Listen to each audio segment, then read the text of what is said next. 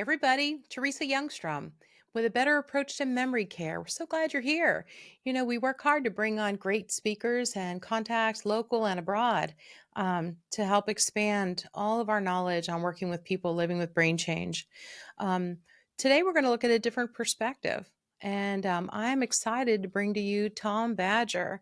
Tom has been teaching improv classes and workshops for the past 5 years. He's produced and performed in a dozen improv shows with all the proceeds going to charity. Tom's shows have donated $12,000 to causes such as the Alzheimer's Association, Big Brothers Big Sisters, Matthew 25 Ministry, and My Fave 5. In addition, he's taught improv at the University of Cincinnati, PNC Bank, Marymount City Schools, and the Cincinnati Youth Collaborative. Tom lives in Burlington, Kentucky with his partner, Jenny.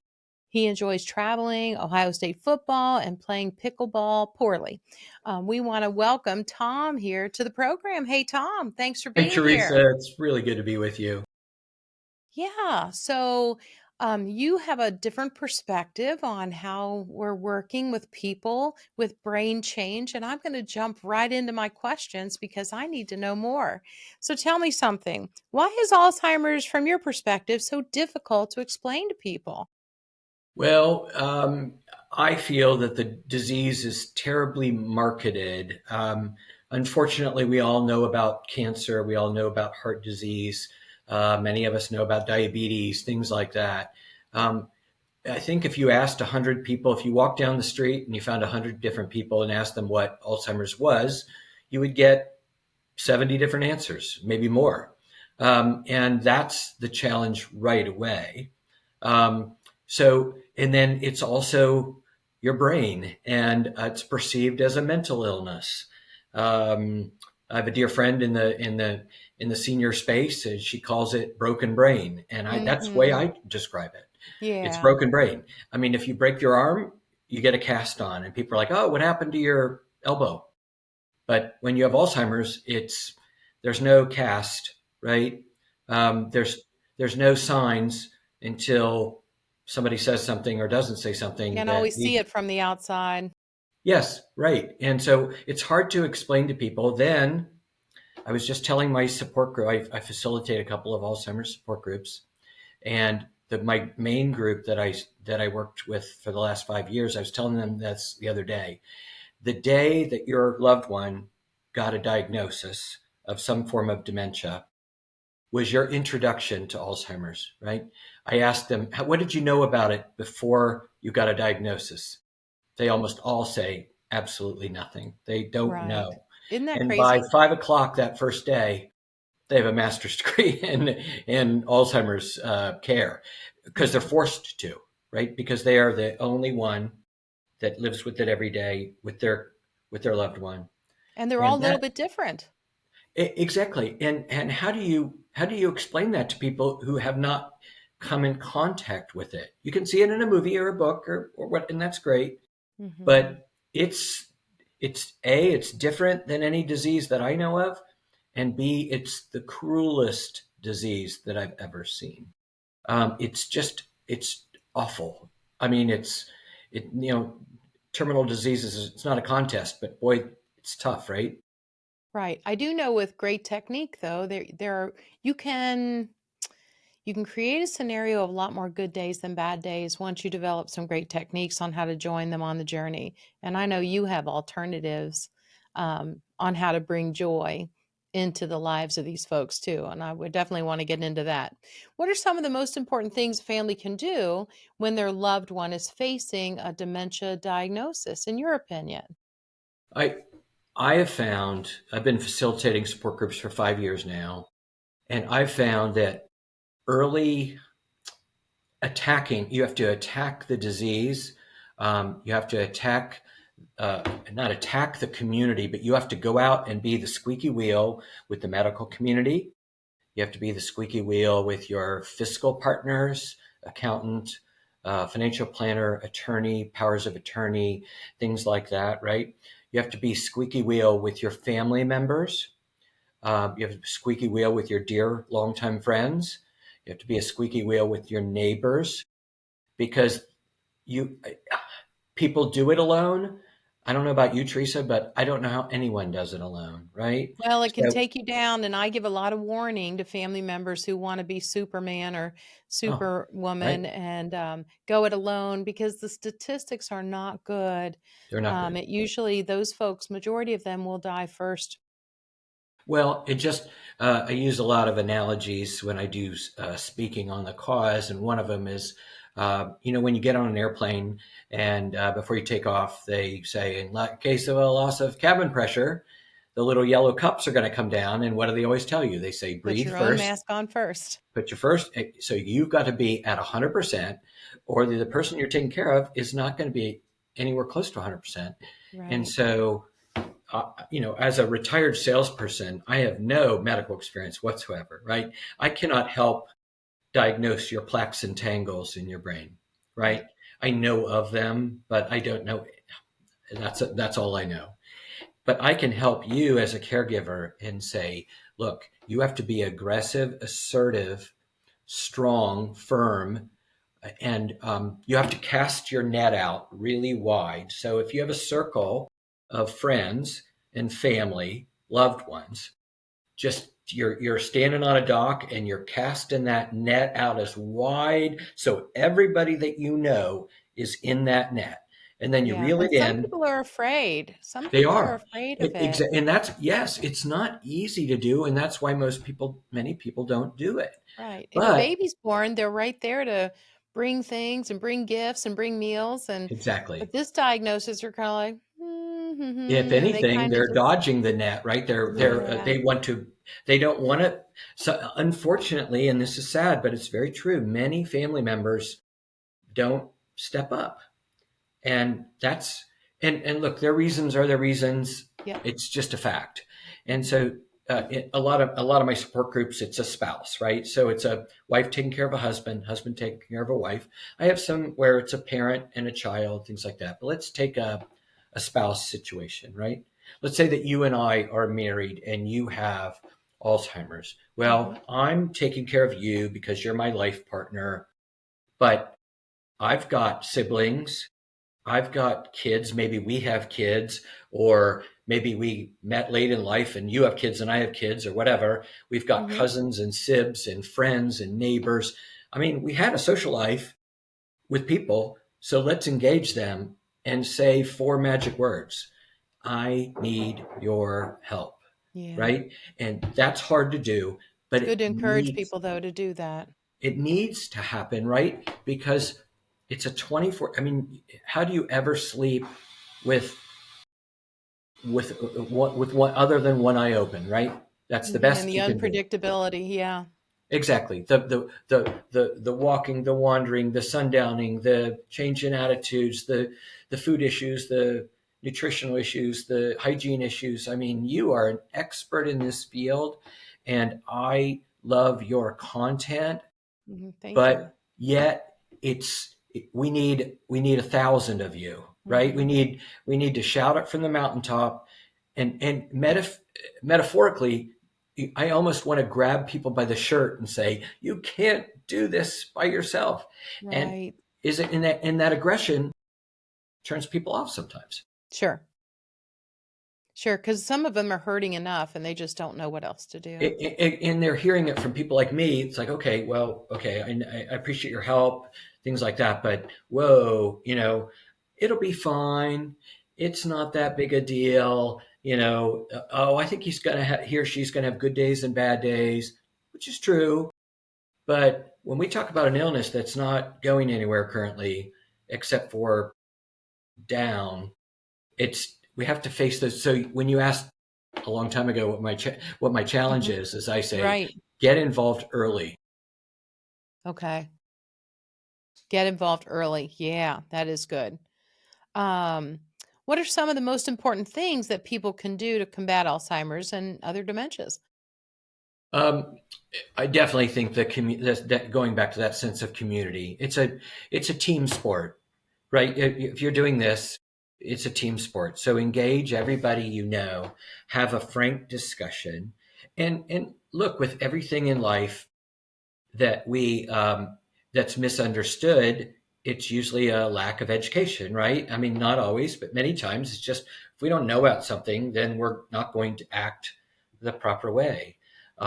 Being a strong advocate with your doctor, um, getting a referral to a neurologist, gerontologist, and when it's an 8 month delay, which is inevitable, right, for that first appointment, it's say, you know what, I'll get on the waiting list, and if you call me tomorrow, I'll be there in 10 minutes. You know, the car is gassed up. I'm ready to go. Right. Um, when someone says, when their general practitioner says, oh, I think it's just old age and you know better, then you push back gently and say, look, this is not common aging, right? And you've talked many times about the differences between just getting old and having dementia. And it's a Right. big difference, right?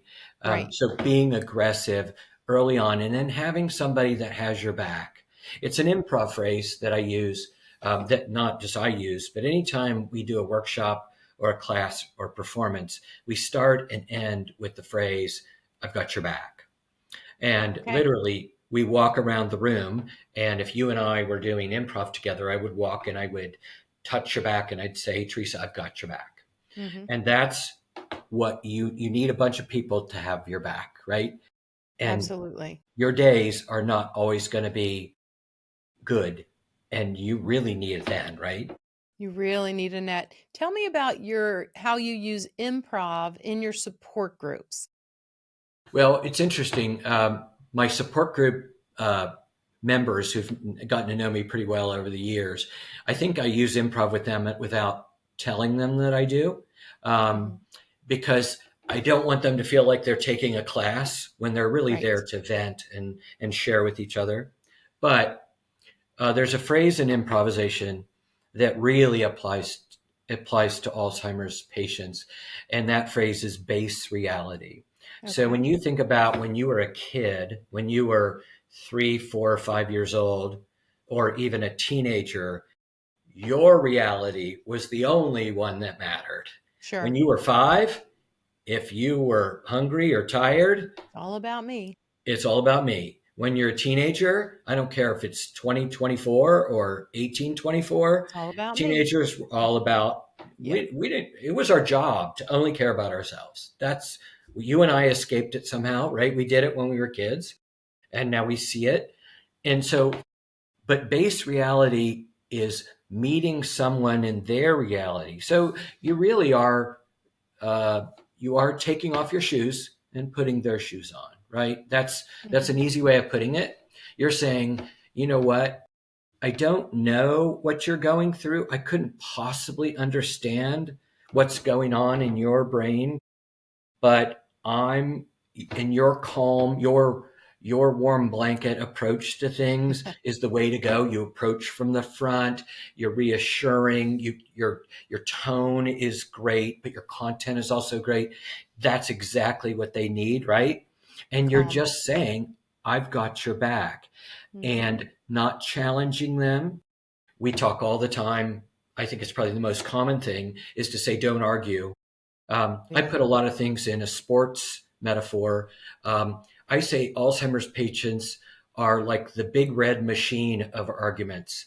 They're undefeated in the history of arguments, right? So, Hmm. since Alzheimer's patients are undefeated in the history of arguments, quit arguing with them. You're never, ever going to win, right? Right. You're never So, going to win. you're never going to win, but also, what have we done there, Teresa? We've told them to stop arguing, but what have we told them to do instead? And a lot of times in the community, I don't feel we give them tools. We tell them Yeah. not to argue. Accept and What agree. That's what I tell them. Yeah, exactly. And then what does that look like? Right? So that agree, the form of improv is that base reality, meet them in their reality.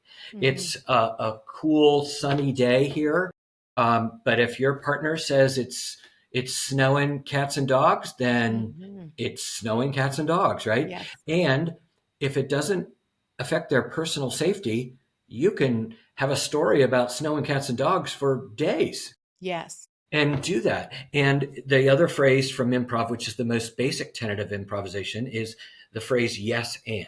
We're going to take what they say, and instead of launching out that big dun dun dun, no, Yeah. no, you're wrong. Right. No, it's not snowing. No, we're going to yes and yes. And oh gosh, that makes me want to have a cup of hot chocolate. Oh, it just Hmm. makes me want to go sled riding on a day like this. I like I it. remember a day when I broke my wrist on the country club golf course on a sled riding day, and then we're off and running into some world and go with it, right? Yeah. So all we've done is we've put their shoes on, and all we've done is meet them in whatever reality they're in, and then we yes and them. Then we're positive and we build.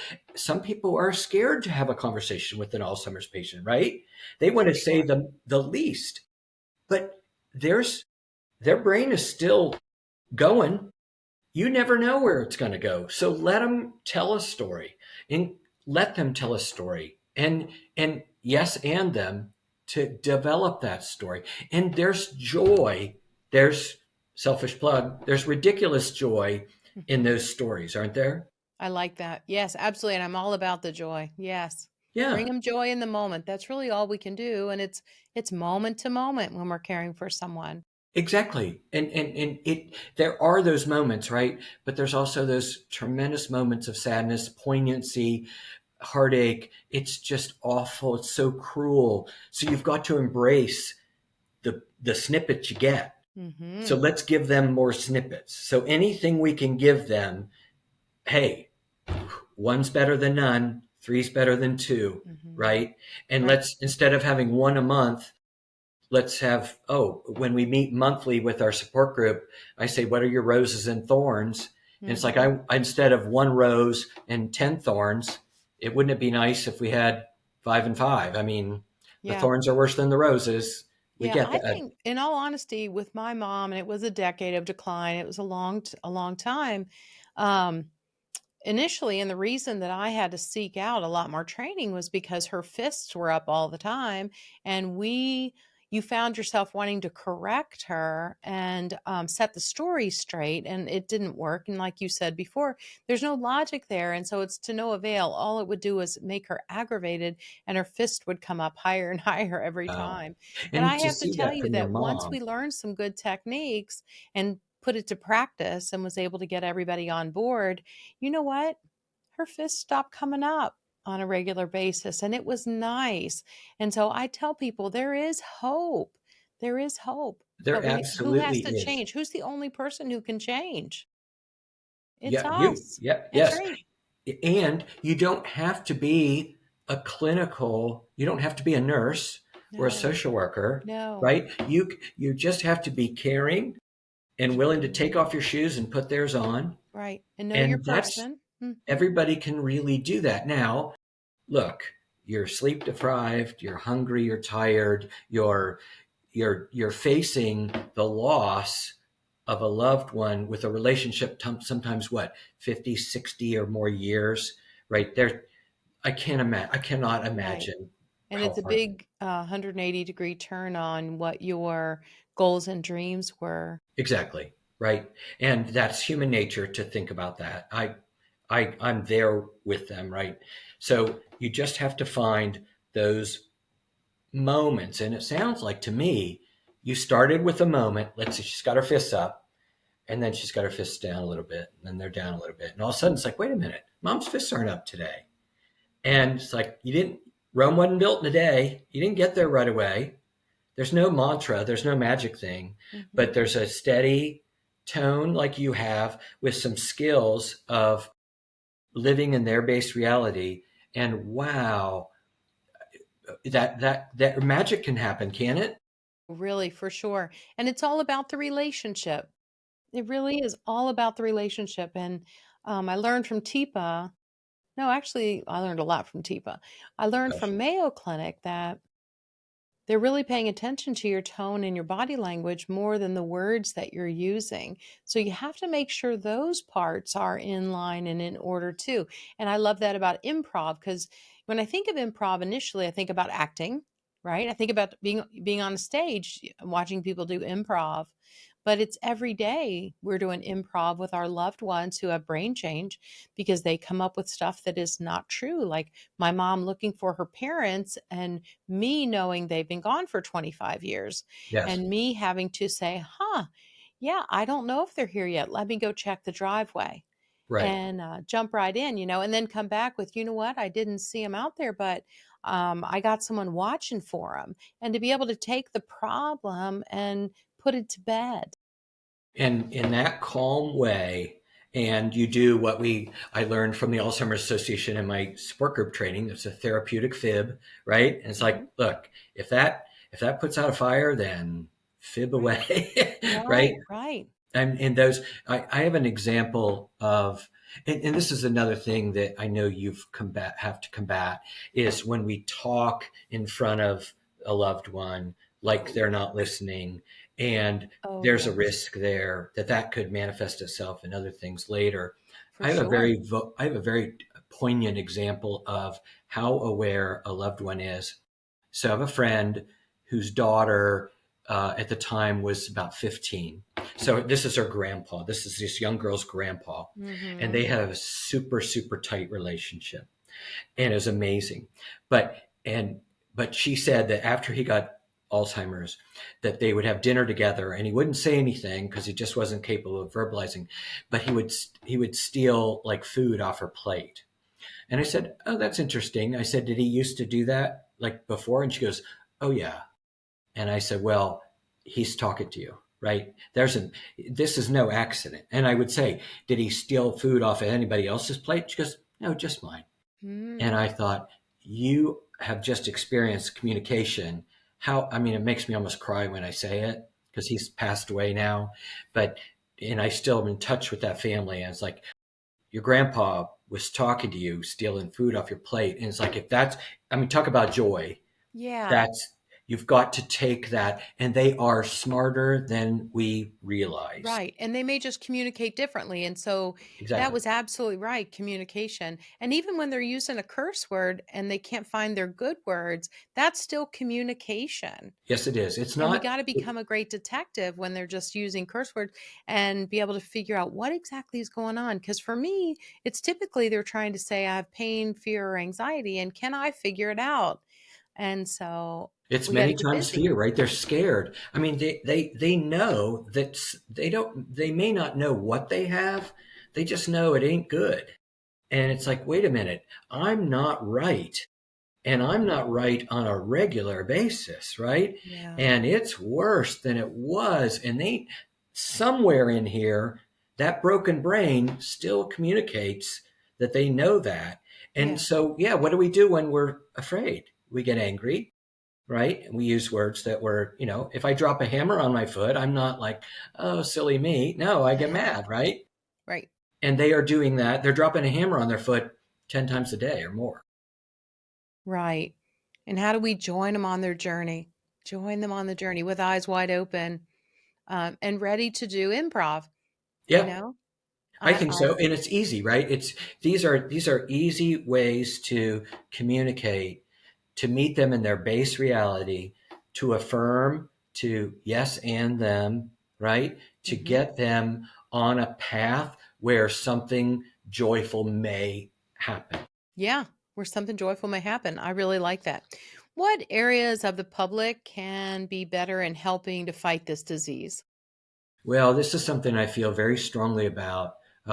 You know that women get the disease almost 2 to 1, right? I think it's like 67% women get the disease. Okay, Hmm. so let's just say, not always, but in many cases, that means that maybe there's a man that's being the caregiver, right? Sure. So, where are the men's support groups? Where are the men's only support groups? There should be. I mean, because we guys, we don't ask for directions, we don't ask for help, we don't listen. Right. It's in the contract at birth, It's right? a lot of them are winging it, but women too. But I mean, a lot of people just wing it. We I wing it. think some people think you're just supposed to know, but And it's you not. don't, and yet no one knows. I mean, we could be No. PhDs in gerontology, but we have an Alzheimer's patient living with us, all bets are off, right? So but men. men need support, and men a lot of times share better in a group of just men. Mm-hmm. Um, African Yep. American population is way more susceptible to dementia than other populations. Mm-hmm. Where are the support groups for African Americans? We don't have enough. We Hispanics. need more. We Where totally are need the more. support groups for Hispanics? LGBTQ. Where's the Mm-hmm. support group? Sure. In all it is I didn't take 4 years of class to facilitate a support group. I Right. did a training session at the Alzheimer's corporate office Right. and passed a background check, and I listened. Right. And everybody can do that. And you care, and that's a big part of it. It is, but lots of people can care, and let's get them, because maybe somebody's not comfortable going to a group of total strangers. It's like, maybe I want a comfort zone. Maybe I want to be with a bunch of guys whose spouses have Alzheimer's. Let's have that club, and Mm-hmm. let's talk about the ball game for the first 10 minutes, but then let's dive into what we're really here for. What their thorns are. And Mm-hmm. and this is another area, Teresa. Teenagers, look, when you had a grandparent, when you were 5 or 6, grandparents were the greatest people in the world. Mm-hmm. They gave you candy, they let you stay up late, you could jump on the beds, you could do whatever you want, right? When you Mm-hmm. become a teenager, it's, oh, their house is 90 degrees, they don't know who your friends are, it's, the food is weird, it's like, and you're all into yourself.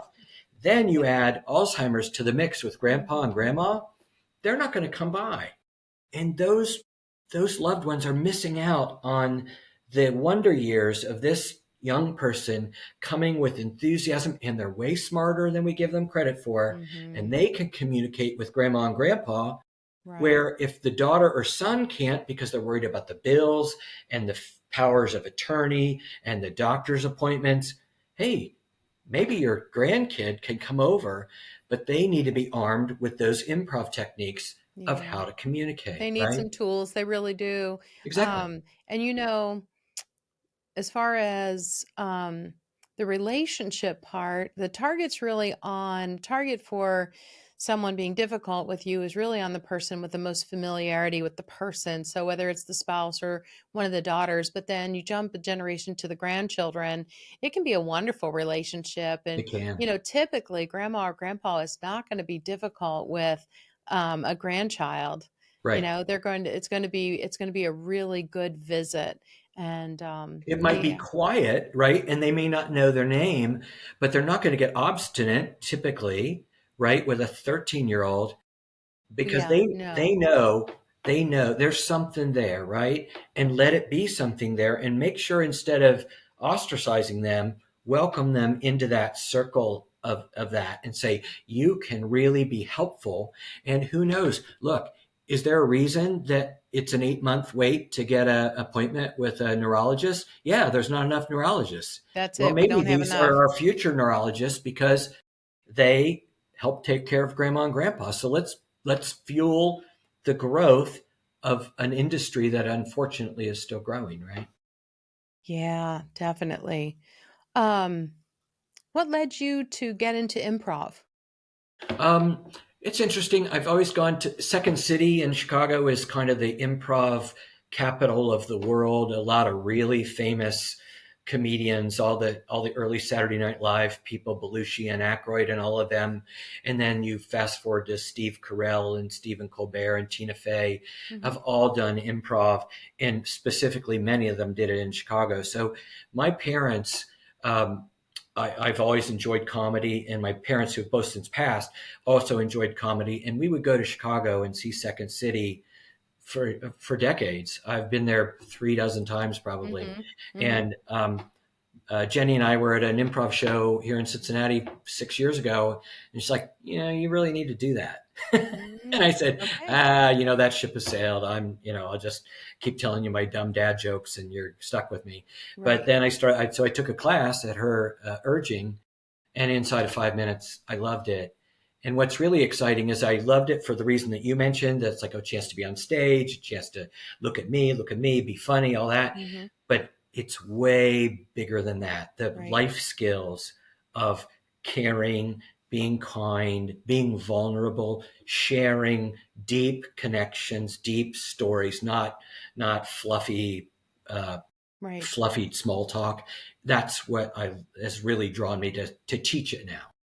Yeah. And so in your support groups with the Alzheimer's Association, do you talk about improv with? Occasionally, look, they're dealing with so much. I've got a group of about 10, right? Mhm. And they know me well. I know them well. They're just, oh my God, I love these people, right? There's a real love in that room for what they're going through. And several of my support people have lost a spouse and they still come back to the group, which is Oh, such a nice. compliment that they still come back and they're like the alumni. They come back and they lean into the others in the room. And so I kind of try to affirm that they're doing improv already. Right. And then I try to give them little tips and tricks that not instead of saying, okay, this is from Tom's improv brain, Yeah. it's why don't you give this conversation a try, right? And instead of arguing or contradicting or something, specifically try saying it this way. Yeah. Yes, And and. then the power of the group, which is another improv thing, the power of the group, the support group, they are helping each other. I could get up Mhm. and leave for half an hour Mhm. and come back and they are kicking butt, Right. right? Because they're helping each other. And improv is a team sport. Stand up comedy is a solo, right? You have a microphone. That's I'm right. talking to you. It's me saying stuff I wrote. Improv is you and me on stage. We may not even know each other, and we're making everything up with no Mhm. script, right? Mhm. So there's a little nervousness with it, but it's also very exciting. Yeah. And we improvise every day. You do, I do, and certainly these loved ones improvise every day. Let's make them good at it. Yeah. And when you're caring for someone with dementia, you'll catch yourself doing that. And you can get really good at um, some of the common things that they're upset about. So you can get good at what you used the last time to bring them around. Yes, The whole accept and agree. And then like I make up that story about, her parents. I didn't correct her that her parents weren't there or right. tell her they've been gone for 25 years because she would have been devastated and she would have Yes. cried. She would have And you're cried all yes day. anding you're yes anding your mom at that point. Yeah. You're Yeah. yes and you're saying, okay, well, I'm on the case. I got your back, right? I've got your back. I'm gonna go check and we're gonna avoid this fire, right? Mhm. Before Mhm. it even becomes a fire. Yeah. And it's We a use a lot mind. of validate, de-escalate, and then Oh, redirect. Same thing, but exactly. you are using improv. You really are. You really are. And I think all I'm trying to do, Teresa, is give them specifics because we give them sort of platitudes or guidelines, but what does that look like, right? Do a role play, do a conversation on how it typically goes, then say, okay, let's workshop this. You could Yeah. do that in your many presentations that you're so good at. You Thank could you. have people come up and do a role play of, okay, let's talk about dinner time Yeah. or shower time or wandering, sundowning, anything, Mhm. and say, okay, let's try this a different way. Who wants to try? And there's no wrong answers. Right. And all of a sudden you're laughing a little bit. Mhm. And gosh, they need that, right? They need that. Oh, the endorphins. Yeah, they need Big they need time. the laughing. Right. So Yeah, true. You know, exactly. um, Tom, how can my audience get a hold of you if they want more information on improv or maybe they need a support group in the Cincinnati area? Tell them how can they get a hold of you? The best place is just reach me on Facebook. I have a pretty um, active Facebook presence. My name's Tom Badger, Badger like the animal. Just Tom Badger on Facebook. Add me. I won't, unless you're from a country far, far away and you say things that make me sound like you're a scammer. I may not add you, but otherwise I will add you, and then we'll have a dialogue. And the name of my company is Ridiculous Joy Productions, and I teach improv workshops to businesses and nonprofits and schools. Right now, I'm teaching improv at the Marymount City Schools. I'm teaching fifth and sixth graders during the school day, which is mind blowing that they do that. And it's magic. They're amazing at it. And then just a few weeks ago, I did an improv workshop for 250 tri-health nurses here in Cincinnati, where they were at a retreat and they invited me to come in, and I taught these couple hundred nurses how to do improv and how to use it in their patients' rooms. Nice. So Ridiculous Joy Productions on Facebook. add me, and I'd be glad to reach out and describe more. Thank you so much for being my guest here today. Well, everybody, you heard it from Tom Badger, a different perspective on how to work with individuals, and someone who cares wholeheartedly about these individuals and about caregivers, and that they have tools to come alongside. And he has gifts and talents. You've seen it, with the whole improv, and to be able to take that and share it with these individuals that are struggling. And it's most appropriate because sometimes they're talking with definitely without logic, and you need to be able to, on the spur of the moment, be able to give them a yes Yeah, and go on with that conversation with joy in your heart, and not correcting and not being condescending or finger wagging anybody down, because you know what, it's challenging enough. But this is another great tool I want you to put in your tool belt. I want you to check out Tom Badger and ridiculous joy, and see what else we can learn to bring joy, because really, it's just bring them joy in the moment, and it's moment to moment. All right, please like, share, and subscribe. The word's getting out there, and we are so excited to be a part of something positive in your life. And from Teresa Youngstrom and everybody at A Better Approach to Memory Care, keep in mind, you got this.